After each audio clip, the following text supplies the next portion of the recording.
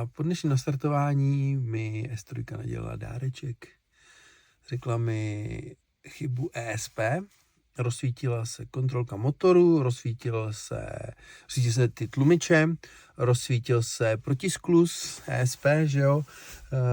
co se tam ještě rozsvítilo, rozsvítil se tlak v pneu, no prostě takovýhle chyby, s tím, že teda nejspíš nějaký čidlo ESP nebo něco takovýho, tak jsem to chcípnul, znovu jsem nastartoval a už tam zůstalo jenom kontrolka motoru,